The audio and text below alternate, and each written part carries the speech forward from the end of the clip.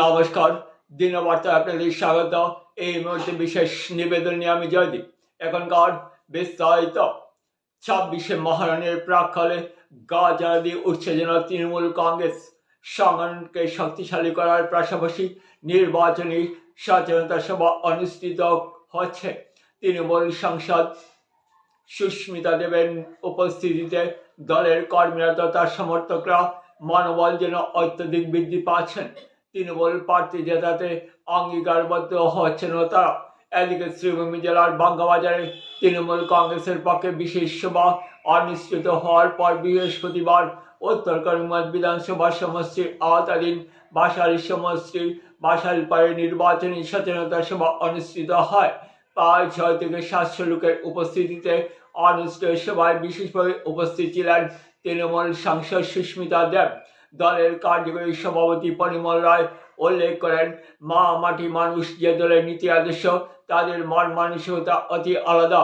Trinamool supremo Mamata ব্যানার্জির জনপ্রিয়তা অত্যধিক থাকায় দলের শক্তি দিন দিন বাড়ছে। দলের প্রতি অনেকেরই আত্মবিশ্বাস বেড়ে গেছে। বর্তমানে দলকে শক্তিশালী করে তোলার পাশাপাশি দলের যারা টিকিট পাবেন তাদের জেতাতে সবাইকে এখান থেকে মাঠে নামার আহ্বান জানান তিনি।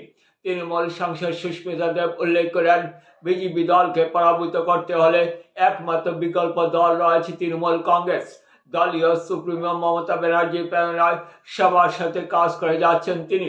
লোকেদের সমস্যার সমাধানে তৃণমূল কংগ্রেস সবার আগে এগিয়ে যেতে সমাধানের সূত্র বের করে দলীয় যিনি টিকিট পাবেন তাদের জিতিয়ে দলকে আরো চাঙ্গা করতে সবার প্রতি আহ্বান জানান তিনি। দলীয় পক্ষে মুজিবুর রহমান এলাকার জ্বলন্ত সমস্যা দলীয় সাংসদের সামনে মেলে ধরেন। সবার উপস্থিতির সভা প্রকৃতপক্ষে সার্থক হয়েছে তা বলা যায়। বরাকের অগ্নিকন্যা তথা সাংসদ সুস্মিতা দেব মহাশয়া, তৎসঙ্গে আমাদের করিমগঞ্জ জেলা তৃণমূল কংগ্রেসের সাধারণ সম্পাদক শামসুল হুদা সাহেব, আইনুল হক সাহেব এবং আমাদের এই এলাকার সিনিয়র ব্যক্তি প্রাক্তন শিক্ষক সম্মানিত জব্বার সাহেব এবং অন্যান্য নেতৃবর্গরা এখানে উপস্থিত আছেন। মুজিবুর রহমান, আক্তার সাহেব এবং অন্যান্য কর্মকর্তারা মিলে গতকালকে জেলা তৃণমূল কংগ্রেসের পক্ষ থেকে অ্যানাউন্সমেন্ট করা হয়েছিল যে এখানে সভা হবে।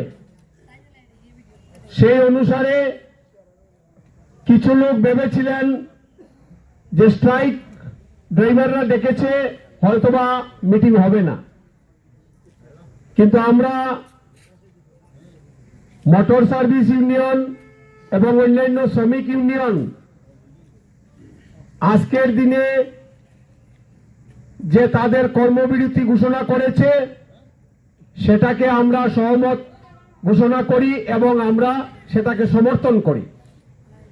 তৃণমূল কংগ্রেস তাদের আন্দোলনকে আমরা সমর্থন জানিয়ে আজকে সবার কাজ শুরু হবে। সংগ্রামী শুভেচ্ছা এবং বিপ্লবী অভিনন্দন।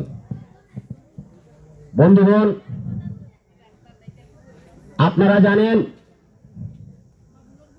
হয়তো কিছু জায়গায় আমাদেরকে বলা হয় যে তৃণমূল কংগ্রেস আসার কারণে হয়তো বিজেপির সুবিধা হয়ে যাবে, কংগ্রেসকে হারাতে তৃণমূলের আবির্ভাব হয়েছে। এই কথাগুলা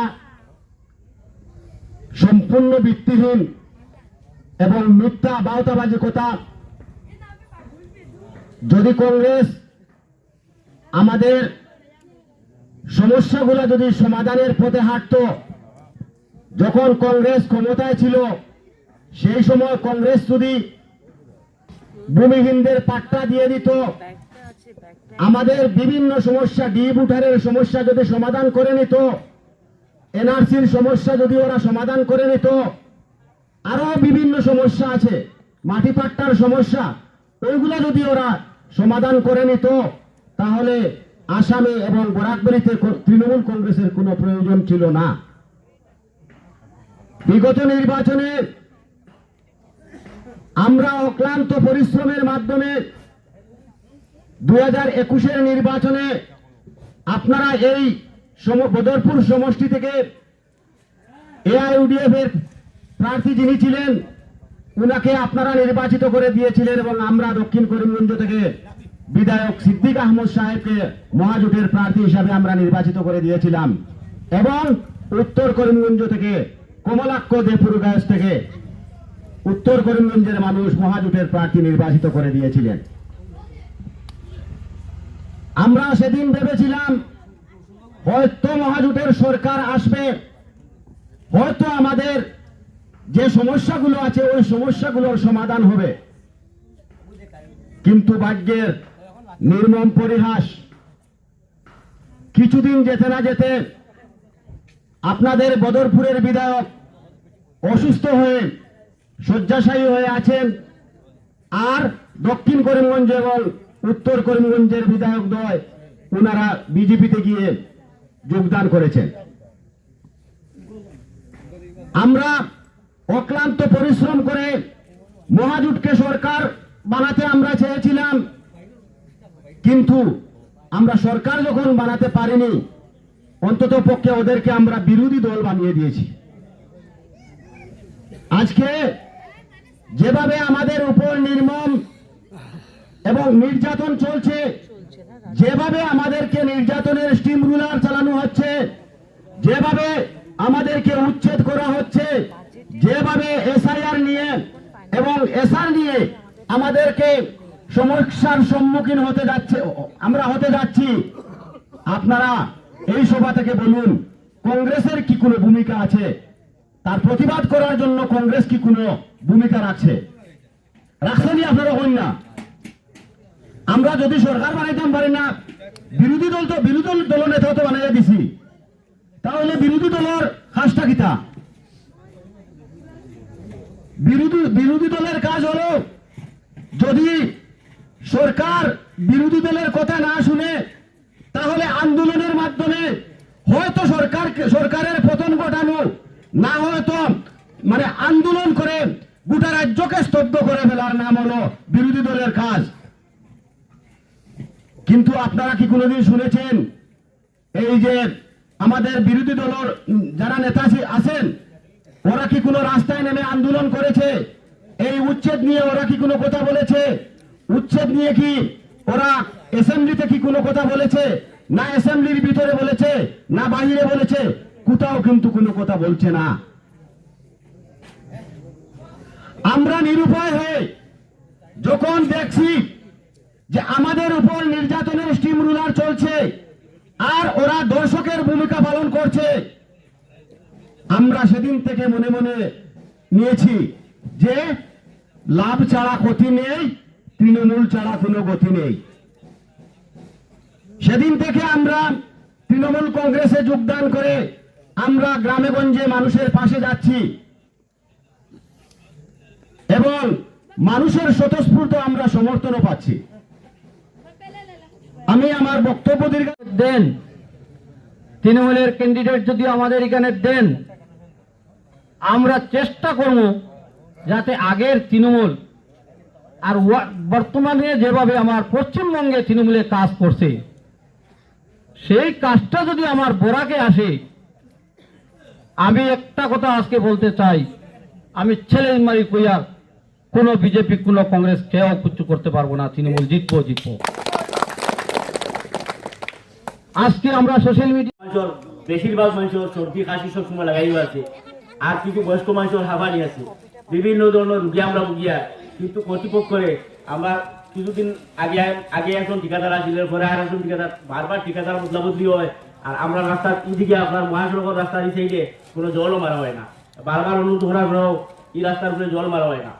এক তো আমরা হইলাম যে দুর্বল মানুষ, আমরা পিছপোড়া মানুষ, আর আমার পরিমণ্ডল সব জানোই, কারণ তাহলে আমরা 90 ইংরেজির ভোট থেকে গিয়া তাই যুব কংগ্রেসের ডিস্ট্রিক্ট সভাপতি আসলাম, এত ভালো মানুষ তারও পরিচয় দেওয়ার আর প্রয়োজন মনে করিয়া নাই।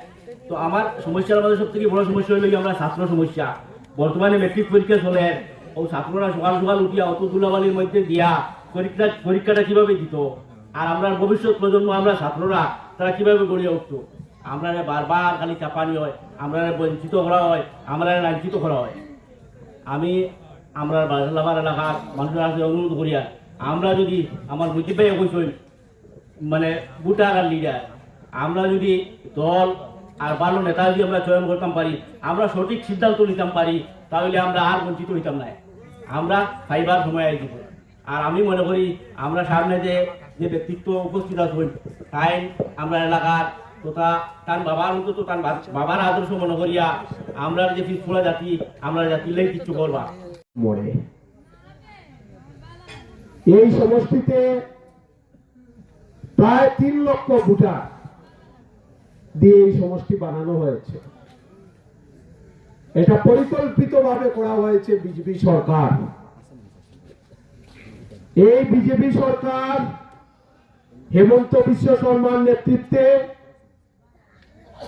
এক অরাজকতা সৃষ্টি করা হয়েছে বরাক উপত্যকায়, যেখানে বদরপুর সমষ্টিকে কেটে দেওয়া হয়েছে আর মানুষদেরকে উত্তর করিমগঞ্জের মধ্যে ঠেলে দেওয়া হয়েছে। উন্নয়ন তো দূরের কথা,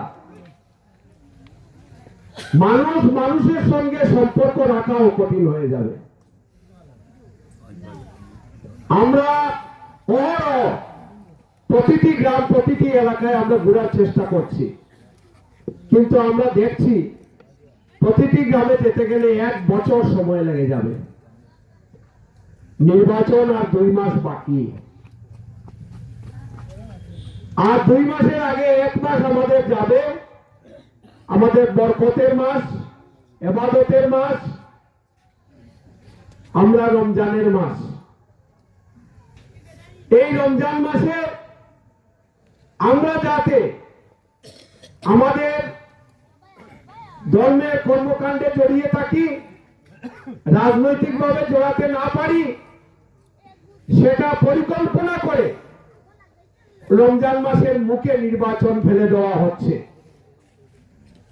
আপনারা খুব ভালোভাবে অনুধাবন করবেন, কথাগুলি বুঝবেন। আমি সিলেটি হইতাম নি, বুঝার সুবিধা হইবনি। আচ্ছা, ওর কথা হইল গিয়া ওর যে আজরাইল সরকার বিষয়, ওই আজরাইল সরকারে আমরা যে পথে নে আমরা দেখি আর অন্ধকার পথর মাঝে যাইয়া আর উপরওয়ালারে ডাকি আর আমরা আলো দেখাইয়া দেও, কারণ আমরা অন্ধকারের দিকে আমরা ঠেলিয়া দেয়। পঞ্চায়েত ডিলিমিটেশন করছে, এমএলএ পোস্ট ডিলিমিটেশন করছে, করিয়া আমরা একজন আর দিয়ে খালি কিলাইয়া মারে। দিসপুর বইছে আর অন্তরে দেখার চশমা লাগাইয়া কিলা কিলা কিলি ওর এক ওয়ার্ড আগর দিনের আধা পঞ্চায়েতের এক ওয়ার্ড বানাইয়া দিছে 2022 ভোট দিয়া, খালি লড়াই লাগাইবার ভোট। এমনে মারেন না এমনে মারে, আমরা এটা তোকে বাঁচতাম কিলা। হে হইরা হই নাই বিজেপি, উপায় নাই, এই আজরাইলের লোকে মাইর করিয়া পারতাম না। আর সেও হইরা না, এর বিরুদ্ধে মাথা দরকার। আর সেও হইরা উস্কাইয়া যদি আমার যদি ব্যাগ বড়ি দিতাম পারি, কিছু উস্কাইয়া দিই না, দিয়া ব্যাগ বড়ি আমার বাড়িতে লইয়া যাই গিয়া ও 3 লাইনে খাবার চলে। আমরা এর মাঝে দিয়ে আমাইছি তৃণমূল কংগ্রেস। আমরা আমানির অর্থটা হইল এটা, দীর্ঘ 35 বছর আমি কংগ্রেস করছি, 35 বছর লাগাতার করছি। এই কংগ্রেস অফিস বানাইতে গিয়া 2 টাকা 5 টাকা চান্দা তুলিয়া পকেট তুলে টাকা দিয়া আমরা অফিস বানাইছি। রতীন্দ্রনাথ সেন তখন জেলা কংগ্রেসের প্রেসিডেন্ট, আর আমি তখন যুব কংগ্রেসের প্রেসিডেন্ট। আমার সমস্যা হয়েছে, আমার উপর থেকে বদলায় না। 7 বছর হওয়ার পরে আমি হইলে আমার পুরা বদলাও, অন্য যুব হল আনিয়া দেও। বলে না, তোমার কাম কাজ ভালো আছে, তুমি থাকো। বলে না, এবার আমার বদলাও বা অন্য মানুষ হোক। তো আমরা এইভাবে সংগঠন আমরা করছি। এই বাসায় হইল পুরানা যারা Naim master, Razzaq master, Jabbar master সাহেব, আমার ও শেখ কামাল ভাই আছে, রেনু মিয়া, আপনার মনে আছে? ও তাইতেন যাইতে আর আমরা যাইতে পারি ইতসইকে আমারে নিজের সন্তান বিস্ফোরক সুযোগটা আপনারা যদি দেন, বহু দলে আপনারা দিচ্ছেন। তখন কংগ্রেস আর আগের মতো নাই। আমরা কংগ্রেস করছি কিন্তু কংগ্রেস আগের মতো নাই। কংগ্রেসও 60 দড়ি দিছে, দানো জেলা 60 হয়, ওরকম 60 দড়ি দিছে। এই কারণে গতিকে এত কাম করা যাইতো না। তাই না কংগ্রেসের পরিবারের, তাই না কংগ্রেস চালিয়ে আইছে তৃণমূল কংগ্রেস। যে আজকে তৃণমূল কংগ্রেস থাকার কারণে তাই না একজন এমপি হইতে পারছেন। আজকে বরাবর উপত্যকায় বিজেপি এমপি রাত্রে 9টার পরে ঘুমাই থাকে, ওর লইয়া খায়, বেসামা লইয়া পড়ে। তারে তো ক্যান্ডিডেট, তারে তো এমপি, হাই রে হাই। আমরা বারবার হইয়া যে আমরা ঠকানিও, আমরা খালি ঠকানিও, এই ঠকানি তো আমরা বাঁচা লাগবো। এখানে মানুষ অত্যন্ত বঞ্চিত, পিছনে পড়া, এবং লাস্ট লোকসভা নির্বাচনে আমরা দেখতে পেরেছি যে এখানে বিশেষ করে আমার মনে হয় যে ফিশারম্যান কমিউনিটির মানুষ বেশি করে এখানে থাকে। তো আপনাদের 90%, তো আপনাদের সাথে যে খেলাটা ভারতীয় জনতা পার্টি খেলেছে আমি ভালো করে বুঝি। এবং যখন এটা ঘোষণা হয়েছিল 2024-এর নির্বাচনের আগে বলা হয়েছিল যে ফিশারম্যান কমিউনিটির মানুষকে কিলঞ্জিয়া হিসাবে ঘোষণা করা হবে।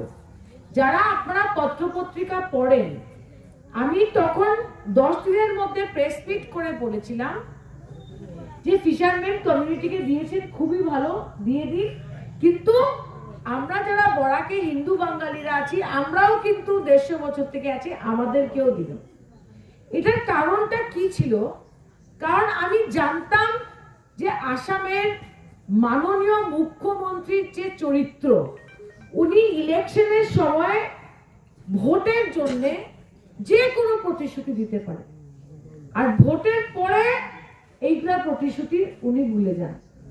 উনি লোকসভা ইলেকশনের সময় বলেছিলেন যে নির্বাচনের পরে 6 মাসের মধ্যে উনি ডি ভোটারের সমস্যার সমাধান করবেন। বড় বড় পত্রিকাতে এসেছিল। কাদেরকে বোকা বানিয়েছিলেন? বাঙালিদের বোকা বানিয়েছিলেন। কারণ উনি বলে দিয়েছেন যে রাজবংশীরা ডি ভোটার থাকবে না, গোর্খারা ডি ভোটার থাকবে না। তো কে ডি ভোটার থাকবে? যারা বাংলায় কথা বলে ওরা ডি ভোটার থাকবে। তো আজকে বা কালকে যে ভোটার লিস্টটা বেরোলো আমরা দেখতে পেয়েছি এসআর এর পরে, আমি একটু আগে একটা ডেটা আনালাম, প্রায় 90,000-এর বেশি মানুষ আজকে এসআর এর ফাইনাল লিস্টে যে 10 তারিখে বেরোচ্ছে, 90,000 মানুষ ডি ভোটার আজকেও আছে। কিন্তু মুখ্যমন্ত্রী কি বলেছিল? লোকসভাতে আমাকে ভোট দিন, 6 মাসের মধ্যে আমি ডি ভোটার সরিয়ে দেব। বলা হলো ফিশারম্যান কমিউনিটিকে কিলঞ্জিয়া দিব, এবং করিমগঞ্জ সিটটাও জিতে চলে গেল, আর কিসের কিলঞ্জিয়া, সব শেষ হয়ে গেল। আর আমি আরেকটা কথা বলি, কোন সরকারি বইয়ে বা আমাদের এই দেশের এত নিয়ম কানুন আছে, আমাদের এই সমস্ত দেশের না সংবিধানে না নাগরিকত্ব আইনে, কোন আইনে কিলঞ্জিয়া শব্দটা কি কেউ জানেই না। ব্যাপারটা বুঝেন, কারণ আপনাদের কমিউনিটিরও কিন্তু লিডাররা গিয়ে হেমন্তর সঙ্গে রাত্রে মিটিং করে ঘোষণা করে দেয় যে আমরা বিজেপির সঙ্গে আছি। আমি 1 মাস আগে দেখেছি পেপারে কে বলেছে, ওরা অলরেডি ঘোষণা করে দিয়েছে যে আমরা ফিশারম্যান কমিউনিটি বিজেপির সঙ্গে বিধানসভার নির্বাচনে আছি। আমি হেমন্ত বিশ্ব শর্মাকে চ্যালেঞ্জ করলাম আজকে যে এই দেশের কোন বইয়ে, কোন আইনে, কোন নিয়মে লেখা আছে যে খিলঞ্জিয়াটা কি কোনখানে নেই? এটা হলো আসামের যে ইতিহাস আছে, আসামে বলে যে যারা বাংলাদেশ থেকে এসছে, বাংলাদেশ থেকে 1971 এর আগে এসছে, ওদেরকে আমরা গ্রহণ করেছি, কিন্তু 51 এর আগে যারা আছে ওরা হলো ভূমিপুত্র। এটা আমরা সবাই জানি, আমাদের বাপদাদারাও ছিল আসামে, আপনাদের হয়তো বাপদাদার জমি আছে এখানে অনেক জায়গায়। তো খিলঞ্জিয়া জিনিসটা কি আজ পর্যন্ত কেউ জানে না। এটা হলো যারই সরকার হোক, কংগ্রেস হোক, বিজেপি হোক, এটা একটা জুমলার মতো চলছে চলছে চলছে চলছে, কেউ জানে না খিলঞ্জিয়া মানে কি। নেক্সট টাইম, এর পরের বার যদি বিধানসভার নির্বাচনের সময় কেউ বলে যে আপনাদের খিলঞ্জিয়া দেওয়া হবে, আপনারা বলবেন যে সুস্মিতা দেব বলেছে আসাম সরকার যদি আপনাদের কি লিখে একটা সার্টিফিকেট দিয়ে দেয়, লিখিতভাবে দিতে হবে ডিস্ট্রিক্ট অ্যাডমিনিস্ট্রেশন, যে এই তো আপনিও ফিশারম্যান কমিউনিটি, তো আপনাকে একটা সার্টিফিকেট দিতে হবে মৌলানা ইমাদউদ্দিন সাহেব আসামের খিলঞ্জিয়া, ডিসি স্টাম্প দিয়ে দিতে হবে। দিবে না, কারণ কেউ জানেই না খিলঞ্জিয়া কি। ব্যাপারটা বুঝেন। কিন্তু মানুষ কেন চাইছে খিলঞ্জিয়া হতে? কারণ আসামের মুখ্যমন্ত্রী যেখানে সেখানে গিয়ে আজকে এভিকশন করছে। বুলডোজার নিয়ে আমি দেখেছি, হাইলাকান্দিতে হচ্ছে, হয়তো শ্রীভূমিতে হয়েছে। তো আজকে সরকারি জমি সরকার নিতে পারে, সুপ্রিম কোর্টও বলেছে। আপনি সরকারি জমি ফেরত দিবেন, আপনি নোটিশ দিন, 1 মাস সময় দিন, তারপরে আপনার যা করার করেন। কিন্তু উনি কি করছেন, সরকারি জমি নিতে গিয়ে বলছে এরা হলো বাংলাদেশি। আজকে যাদেরকে এভিকশনের আগে নোটিশ দিচ্ছে, ওদের কি পাসপোর্ট দেখছে, ওদের কি আধার কার্ড দেখছে, কি দেখছে ওরা, যারা বলছে এরা বাংলাদেশি? এইগুলা কিছু না। আমি বলছি এটা কেন হচ্ছে, পিছনে কে কথা বলছে, আমি আপনাদের বলছি এটা কেন হচ্ছে। এটা হচ্ছে একটাই কারণ আসামের মুখ্যমন্ত্রী অনেক জোর গলায় বলেছিল এনআরসি হবে। অমিত শাহ পার্লামেন্টে বলেছিল 40 লক্ষ ঘুষপেটিয়া আমি বের করে দেব আসাম থেকে। এইসব বড় বড় বক্তৃতা দিয়ে ওরা 2019-এর নির্বাচনে হিন্দুদের ভোট নিয়েছে। তারপরে এনআরসি তো গোল খেয়েছে, এনআরসি বেরোলো, কিন্তু আজ পর্যন্ত এনআরসির ভিত্তিতে কাউকে সিটিজেনশিপ কার্ড দেওয়া হয়েছে নাকি? দেওয়া হয়নি। তারপরে এনআরসি ফেল মারছে না? এনআরসি ফেল মারার পরে অসমিয়াদের ঠান্ডা রাখার জন্য হেমন্ত বিশ্ব শর্মা এভিকশন করছে। অসমিয়া জাতিকে, আপার আসামকে ঠান্ডা রাখার জন্য উনি এসব নাটক করছে যে মিয়া মুসলমান তো হেন আর তেন আর এই সে। কেন করছে? তান মানে ভয় লাগতেছে যে হঠাৎ কেউ জিগাইব এনআরসি কিতা হলো, জবাব নেই। তো অসমিয়াদের মিয়া মুসলমান বাংলাদেশি এভিকশন বলে উনি আপার আসামটা দখল করতে চাইছেন। যে ইলেকশন যাবে সব উনার মুখ বন্ধ হয়ে যাবে, আপনারা দেখবেন, কিছু বলবে না। তুমি এনআরসি করলে 6 বছর, জানেন 6 বছর আমরা কাগজ দেখিয়েছি। গরিব মানুষ, কেউ বাড়িতে যে গরুর দুধ খায় গরু বিক্রি করেছে, কেউ ছাগল বিক্রি করেছে, কেউ মার্কেট থেকে ঋণ নিয়েছে, কেউ বন্ধুদের কাছ থেকে, আত্মীয়র কাছ থেকে টাকা নিয়ে গিয়ে লেগাসি ডেটা দেখিয়ে ওই যে কি বলে জেরক্স করতে, জেরক্স করে না ফটোকপি বলে, কি বলে, জেরক্স করতে কই গেল এনআরসি ভুল।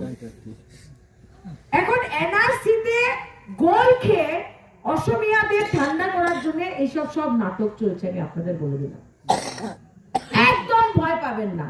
হেমন্ত বিশ্ব শর্মার ক্ষমতা নেই কাউকে বাংলাদেশে পাঠাবে। ও যে বলছে যে আমি বাংলাদেশে পাঠিয়ে দেব, ভারত সরকার যার আর্মি আছে, বিএসএফ আছে, যার অফিসার আছে, দপ্তর আছে, ওরা আসাম থেকে বাংলাদেশি এনআরসি করার পরে বের করতে পারলো না, তো হেমন্ত বিশ্ব শর্মা কোথা থেকে বের করবে? ওরা যে বর্ডার দিয়ে ঠেলে দিচ্ছে, দেখেছেন তো, অনেক মানুষকে বর্ডার দিয়ে ঠেলে দিচ্ছে। ওরা যখন বাংলাদেশে যায় তখন বাংলাদেশ গভর্নমেন্ট বলে আমরা এখন এদেরকে ঠেলে দেবো, এরা তো ভারতবাসী। বুঝছেন তো আমি কি বলছি? হেমন্ত ওই দিক থেকে ঠেলে ভোটের লিগা, ওই দিক থেকে বাংলাদেশ ঠেলতেছে যে এরা তো ভারতবাসী। কি অবস্থা করেছিল নিয়ে আসামে। এইবার যদি আবার বিজেপির গভর্নমেন্ট আসে, আসাম কিন্তু ধ্বংস হয়ে যাবে। আর আপনাদের যে ভোটটা আছে, হ্যাঁ, আজকে হেমন্ত বিশ্ব শর্মা কি বলে যে আমার মুসলমানের ভোট লাগে না, বলে তো ধুতি লুঙ্গি কি কি বলতে থাকে। আচ্ছা আপনি বলেন এজিপি দলটা কিটা? এজিপি দলটা হলো বিজেপি। এজিপি কে ভোট দেওয়া মানে বিজেপি কে ভোট দেওয়া। তো হেমন্ত তো মুসলমানেরও ভোট লাগে এজিপির মাধ্যমে লইতা তাই। বুঝছো তো, সকাল থেকে উঠে রাত্রে যাদেরকে গালি দেয় সুনাইয়ের এমএলএ তাই যাইতো গে এজিপি। দেখেছেন তো, এখানে সিদ্দিক আহমেদের ছেলে দাঁড়াইতো এজিপির থেকে। এজিপি কে তো ডাইরেক্ট বিজেপি কে ভোট দিয়ে দিন, এজিপি কে দিতে হবে না। এজিপি যদি মাথা তুলে বড়াকে, এজিপির মতো বাঙালি বিদ্বেষী দল এই দেশের মধ্যে নেই। আপনি বলেন অতুল বোরা হলো এজিপির প্রেসিডেন্ট না নেই? হ্যাঁ, অতুল বোরা জানেই না সিদ্দিক আহমেদের বাড়িতে মিটিং হচ্ছে, সুনাইয়ে মিটিং হচ্ছে, যে ওরা এজিপিতে চলে যাচ্ছে। অতুল বোরা জানে না এটা কি ধরনের দল। কারণ আসামের মুখ্যমন্ত্রী হেমন্ত বিশ্ব শর্মা ঘোষণা করে দিয়েছে যে এজিপির টিকিটও তারই বাড়বো আর বিজেপির টিকিটও তাই বাড়তো। তো ভুলে এজিপি কে ভোট দিবেন না। এখন প্রশ্নটা হলো আপনারা কাকে ভোট দিবেন? আমি জানি না লোয়ার আসামে কি হবে, আমি কইতে পারতাম না মধ্য আসামে কি হবে, আমি বলতে পারবো না যে ধুবড়িতে কি হবে, মানকাচারে কি হবে, গোয়ালপাড়াতে কি হবে। কিন্তু আমি আপনাদের বলছি যে আপনারা যে দিসপুরের দিকে তাকিয়ে কংগ্রেসকে যদি ভোটটা দিন, আমি আপনাদের বলছি আপনাদের প্রোটেকশন কংগ্রেস দিতে পারবে না। ওরা হলো আপার আসাম, মিডিল আসাম, এইগুলা নিয়ে ওরা ব্যস্ত থাকে। বুঝছেন তো আমি কি বলছি? এখন বলবেন যে আপনি কথাটা কেন বলছেন। আমি কংগ্রেসটা কেন ছাড়লাম? আমি দেখলাম যে AUIDF এই কলোনি বুঝুন তো, ব্রিটিশের কলোনি আসলাম না আমরা আসামের কলোনি। তো লোয়ার আসামে কি রেজাল্ট হবে, মধ্য আসামে কি রেজাল্ট হবে, এগুলো ভুলে যান। বড়াতে কি করবে, কাকে ভোট দিবেন আপনারা চিন্তা করে দেখবেন। আজকে নর্থ করিমগঞ্জের মানুষ হাত চিহ্নতে ভোট দিল যে আমরা কংগ্রেসে দিতাম। কি লাভ হলো? কমলাক্ষ চলে গেল, এসে গিয়ে তাই কি নিজের বাগান কিনে কি হয়েছে, এখন বয়ে উনি চলে গেছেন বিজেপিতে। তো আপনারা তো কংগ্রেস দলটাকে ভালোবেসে ভোট দিন, দলটার আদর্শটাকে মেনে তো ভোট দেওয়া হয়। তো এই দল যে কাউকে রাখতে পারে না, এই দলের ভোট দেওয়ার পরে যখন এমএলএরা ভেঙে যায়, তখন কি গ্যারেন্টি আছে যে এইবার কংগ্রেসকে দিলে আবার ওরা ভেঙে যাবে না? বিচার করে দেখবেন কিন্তু।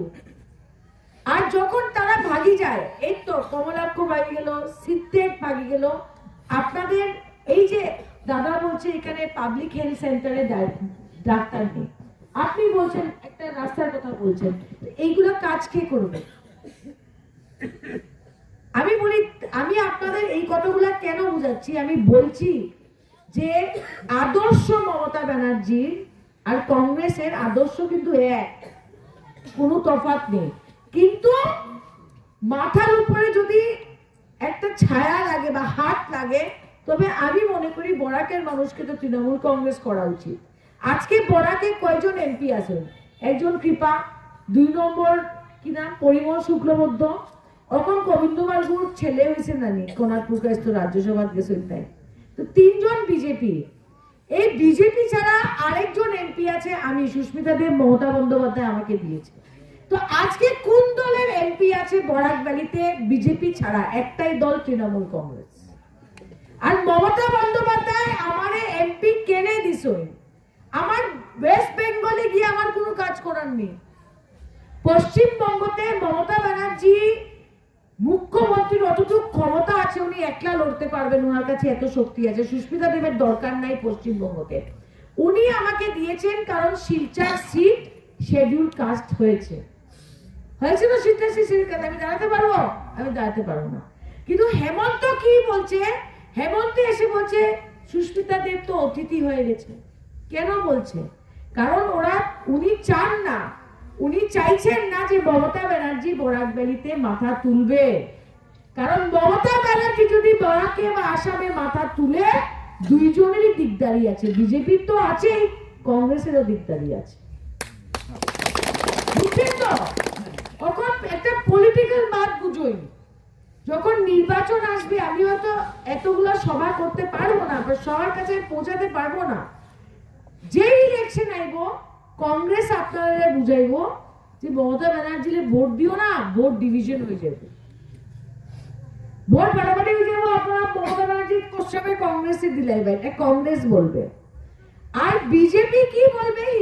বিজেপি হিন্দুদের বলবে মমতা ব্যানার্জিকে ভোট দিবেন না, কারণ মমতা ব্যানার্জি তো মাইনরিটির প্রার্থী।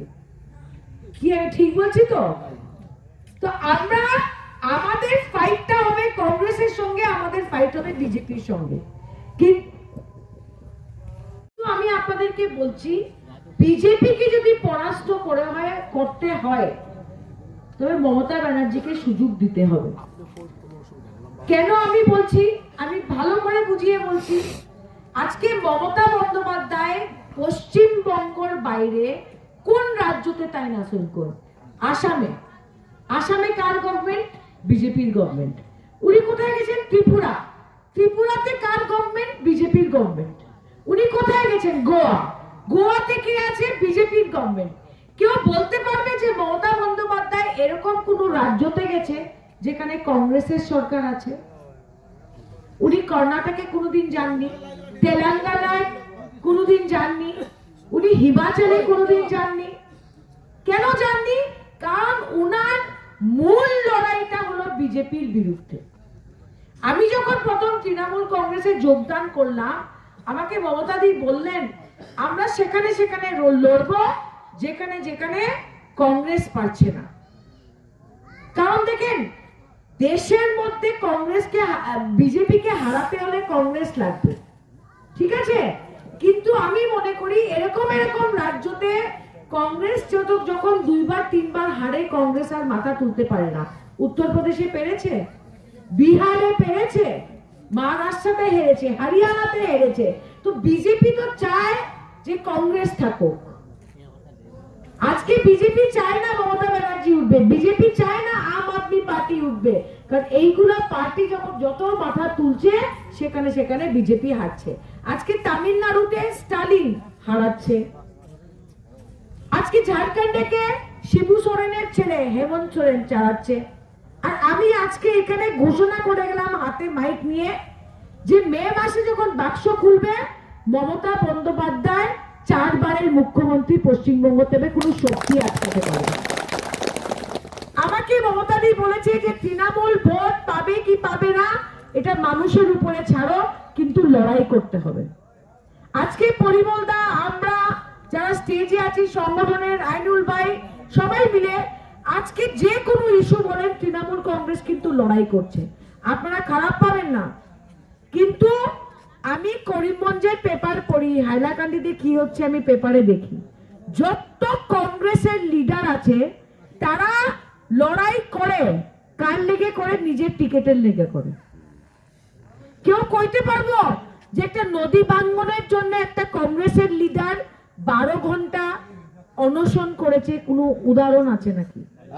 বা কোনো রাস্তা ঠিক করার জন্য তারা রাস্তার বুয়া আন্দোলন করছে? কোনো ছবি আছে নি কংগ্রেসের? নাই। ওরা খালি আমরা মাইনরিটি এরিয়ার দাঁড়াইতাম আর অটোমেটিক রুট দিয়ে আমরা বিধানসভা যাইতাম গিয়া। লড়াই করার মানুষ নেই। আজকে আমি পরিমল দাকে বলেছি কতবার, আমরা করিমগঞ্জে মানুষ নিয়ে ইভিকশনের এগেইনস্টে, বিভিন্ন রাস্তাঘাটের এগেইনস্টে আমরা মিছিল করে গিয়ে ডিসি কে মেমোরান্ডাম দিয়েছি। এই যে এসআর হলো, যে হেমন্ত বিশ্ব শর্মা বললো আমি ভোট সব কাটো, বিজেপির ওয়ার্কাররা ভোট কাটো, কে কে মুখ খুলেছে? আমি মুখ খুলেছি। কংগ্রেস আইসে করিমগঞ্জ একটা মেমোরেন্ডাম দিয়ে গেছেন গে তারা। আমি ইলেকশন অফিসে গেছি, আমি গুয়াহাটির ইলেকশন অফিসে গেছি, আমি এসপির কাছে গিয়ে বলেছি যে যদি কোনো প্রকৃত নাগরিকের নাম কাটা হয়, সুস্মিতা দেব নিজে এফআইআর করে টেনে নিয়ে যাবে বিজেপিকে জেলে, তারপরে আটকে লড়াই না করলে বিজেপিকে হারাবো কিভাবে আমরা?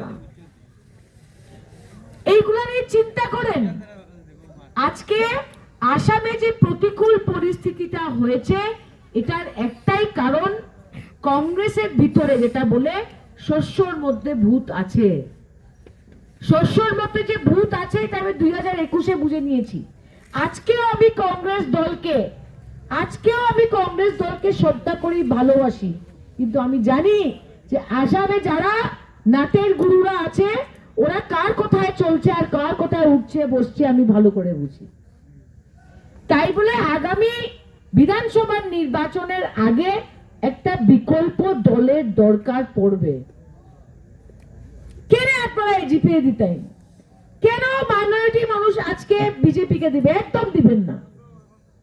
বিকল্প বিকল্প বিকল্প আমি যেখানে যাই শুনি একটা বিকল্প দল লাগে। এই বিকল্প দল হলো মমতা ব্যানার্জির দল। আর আমি আজকে এখান থেকে দাঁড়িয়ে বলছি যে 90% ফিশারম্যান কমিউনিটি আছেন। মমতা বন্দ্যোপাধ্যায়ের শক্তিটা কি? মমতা বন্দ্যোপাধ্যায়ের শক্তিটা হলো হিন্দু, মুসলমান, বৌদ্ধ, খ্রিস্টান, বাগান, এসসি এসটি সবাই মিলে মমতা বন্দ্যোপাধ্যায়কে ভোট দিয়ে বলে মমতা বন্দ্যোপাধ্যায় মুখ্যমন্ত্রী। আজকে উনি কত ভোট পেয়েছেন আপনারা জানেন? 24-এ 48%।